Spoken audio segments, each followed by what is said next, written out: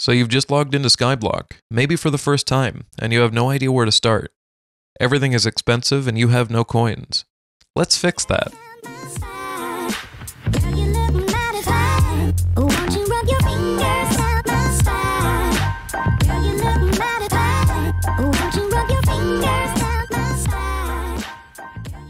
Just a quick tip before we get started, unless you have a buff cookie active, always keep your money in the bank.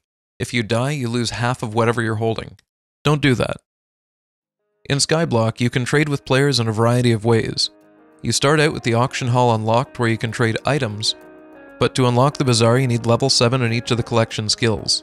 The Bazaar works very similar to the auction house, but allows for the trading of resources from skills and events. Your first goal should be unlocking the Bazaar.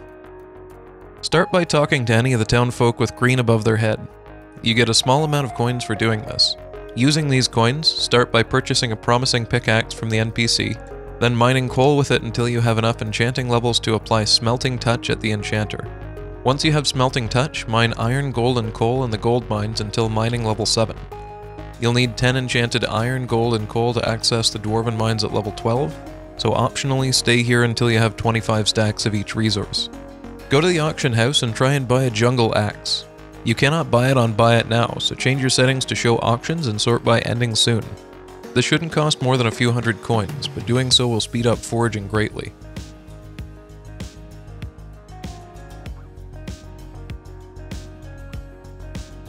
Otherwise, make a gold axe. If you have any enchanting levels, use them for telekinesis and efficiency. Chop oak trees at level 1 and work your way up to jungle wood at level 5. Jungle wood usually sells for the most, and jungle collection is how you unlock crafting the jungle axe in case you wanted to make your own. Finally, craft a hoe. Do not use the rookie hoe from the merchant. Your inventory will just fill up with seeds faster while you're trying to farm wheat. If you have enchanting levels, put telekinesis and harvesting on it. Luckily for you, wheat was buffed to give 4 farming XP fairly recently, so this part should be fairly quick. Get at least level 7 farming, but try to get level 10 farming if you can to compete in contests later.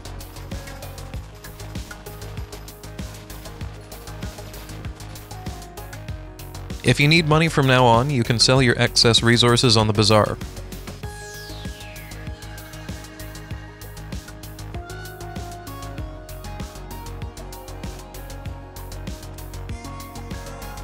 You should also build an enchanting table and bookshelf on your island.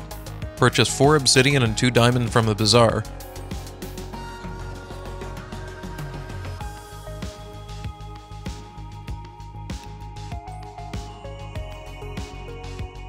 And 55 books from the librarian. Make 18 bookshelves and an enchanting table.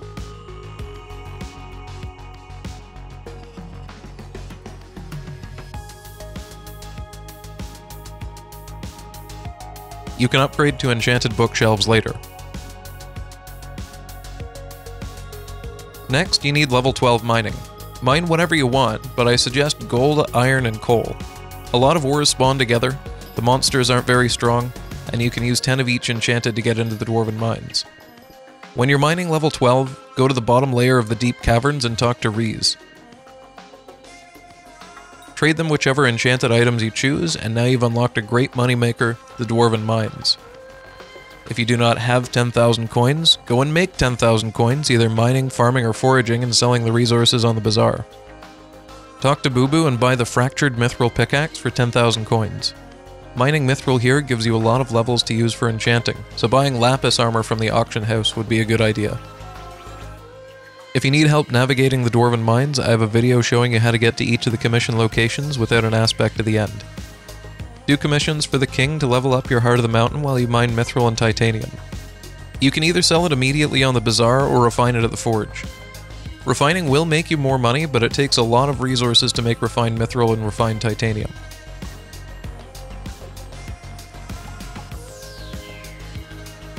Here are some things to save for while you're mining here. An aspect to the end allows you to teleport a short distance with no cooldown. If you reforge your armor to wise or otherwise get enough mana, you can basically fly. These are extremely useful. Glaciite armor is just good all around. It has mining buffs, it has good health and defense, it has a small speed buff, it's epic rarity so reforges are pretty strong, and it's extremely affordable. It also gets double stats in the Dwarven Mines. Having trouble with goblins or ice walker commissions? This armor will help a lot. Runin's or magma bow. Now, Runin's bow shoots 3 arrows. The center arrow does full damage, and each side arrow does 40%. All 3 arrows work with the aiming enchantment.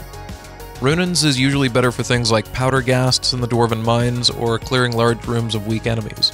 It does consume 3 arrows per shot, but if you're using Infinite Quiver 10, it won't consume any. Now, the magma bow fires 1 arrow that deals 2 times damage as long as you have magma creams in your inventory or quiver. It's better than Runin's if you're fighting a single enemy, like, for example, a dragon. You will still consume 1 magma cream per shot even if you have Infinite Quiver 10. The personal compactor is amazing, especially with the "you're clicking too fast" problem right now. You put an enchanted item inside, and when you have enough of its base items in your inventory, it automatically crafts the enchanted form for you. The aspect of the dragon is probably the best affordable weapon that you can get before dungeons. There are better weapons, but most of them are prohibitively expensive at this stage of the game. If you want to switch to combat, one option is to kill ice walkers in the Dwarven Mines. You can one-shot them while holding any pickaxe. You can also fire an arrow and swap to a pick. They give a lot of combat XP, and you can sell the glaciite armor and jewel drops.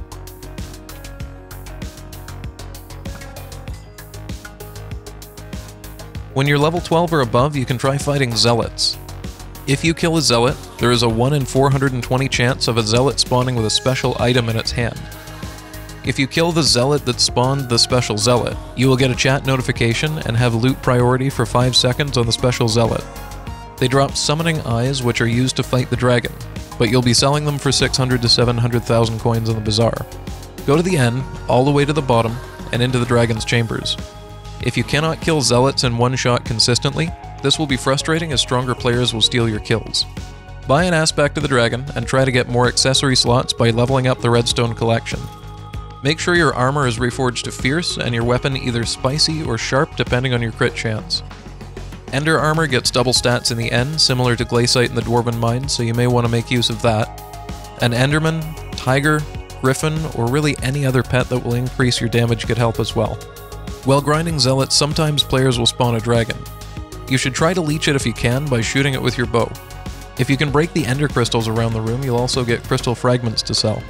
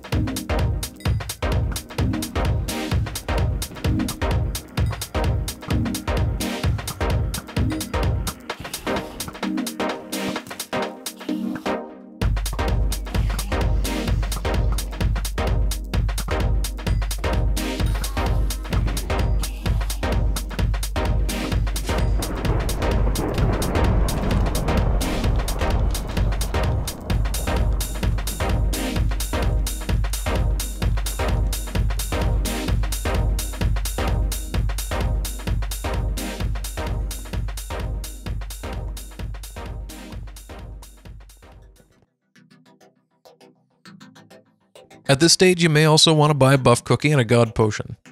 Buff cookies give you a lot of quality of life buffs. Just to name 2, you don't drop coins on death anymore, and your potion effects don't disappear on death. That means that if you use a god potion and die, you don't lose the effect of the god potion. God potions give you the maximum effect of every potion in the game, so you'll probably want that sooner or later. Now, buff cookies look like they cost a lot, but remember at Fame Rank 1, you'll generate 4,800 bits per cookie. I can usually find items to buy in the bits shop and resell in the auction house at around 380 coins per bit, meaning at 4,800 bits, I'd make a little over 1.8 million coins. Whichever method you choose, your next goal should be the Builder's Wand. Using a Builder Wand, you can build all the farms you could ever need on your island in just a few hours. Once you've built everything you need, resell the wand on the auction house, and use the money to buy a Replenish book. Replenish is a really useful farming enchantment that automatically replants crops after you harvest them. Bit of a side note here, version 1.12 hitboxes do work better for farming. Don't ask me why, they just do. If you're having trouble farming, try switching to 1.12. Do farming contests as often as you can, using a rabbit until you can afford a legendary elephant. I know it's expensive, but a level 100 legendary elephant gives 180 farming fortune. It will pay itself off very quickly. Farming maxes out around 4 million coins per hour depending on the crop, so if you want easy money, this is it. I'll try to make a video in the future talking about dropshoot farms, which make farming even more convenient. You will get medals from farming contests that you combine and use on the second floor of Jacob's house. Get an Infinidirt wand, seed basket, a prismarine pump, and either the 3x3 or 5x5 hoe first. The Infinidirt wand converts 1 coin to 1 dirt so you can build to your heart's content. It can be placed inside the builder's wand as well. The seed basket makes planting much easier. It allows you to plant a whole row of your farm with just one right click. Prismarine pumps are a little hard to explain but very useful. Place one down where you want your water to go, and place a water source on the side of the prismarine pump. It'll clone all the way down to the end of the channel. They're also reusable. The area tilling hoes are pretty self-explanatory. The 5x5 is worth getting when you can. Once you have all those things, save gold medals for the crop-specific tools and mathematical blueprints. You will have to apply Cultivate and Replenish to each new tool, but you have to spend money to make money, right? When you have your farms built, your hoes enchanted, and your legendary elephant purchased, it's time to grind out enough money for dungeon gear. The trick here is that you'll also need enough coins to open chests, so you'll need gear plus some spending money. I won't get into dungeon setups in this video because we'd be here all day, but you'll start making good profits around floor 4 and above. If you want to clear floor 4 and above at S+ rank, that means that you need to avoid dying, and that means it's time to do all the fairy souls, purchase any gear upgrades that you can, get any accessories that you've missed. Generally speaking, dungeons are very hard, so bring good gear. Keep upgrading your gear as money and catacomb levels allow until you hit catacomb level 24. Now you can kill Necron and unlock the use of his Necron blades and armor sets. At this point, it's either run floor 7 dungeons, harvest your farms, mine and do commissions, go Yeti fishing, Bazaar flip. Just do whatever moneymaker you found most enjoyable until you can afford the best sword in the game. By now, you should know what to do. Obviously, there are a lot more ways to make money in Skyblock, but hopefully this video gave you enough information to get started. What are your favorite early moneymakers? Let me know in the comments. If you want to see the channel grow, don't forget to like the video and subscribe for more Core Clops content.